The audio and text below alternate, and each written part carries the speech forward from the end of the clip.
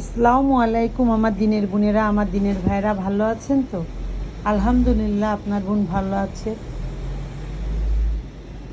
দেখুন বন্ধুরা, আমি এখানে সরিষা বিচি ফেলেছিলাম, কিছু আলু গাছও লাগাইছি। দেখেন আলু গাছগুলো হয়েছে, ভিতরে আলু হয়েছে কিনা জানি না।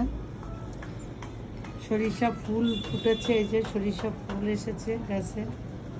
আর সরিষা গাছগুলো, রসুন গাছ, সরিষা গাছ, আলু গাছ আমি এর ভিতরে রোপণ করেছি।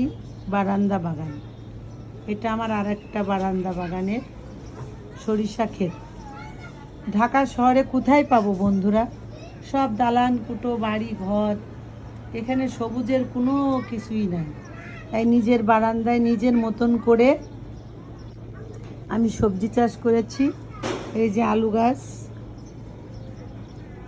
আলু হয়েছে কিনা আদৌ আমি জানি না, তবে সরিষা মাশাল্লাহ, সরিষা ফুলও হয়েছে, সরিষাও ধরতেছে।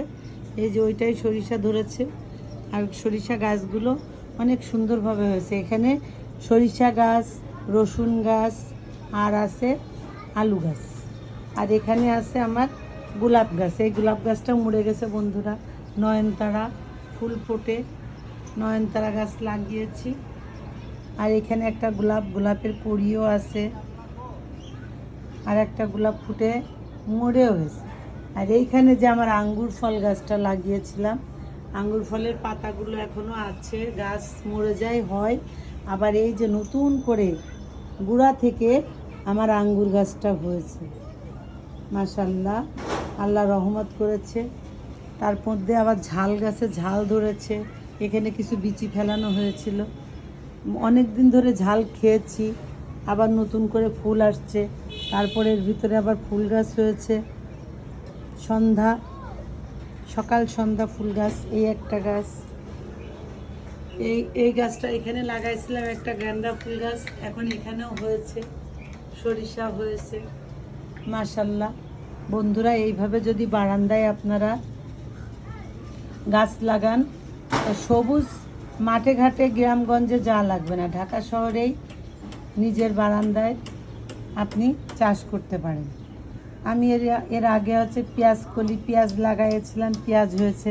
আমার এই ঝালগুলো পেকেও গেছে, ঝালগুলো পাকছে, ওইখানে ঝাল হয়ে রয়েছে, অনেক দিন খাইছি। এবার রমজান মাসে ইফতারির মাখানোর জন্য আমি গাছের থেকে ঝাল তুলি।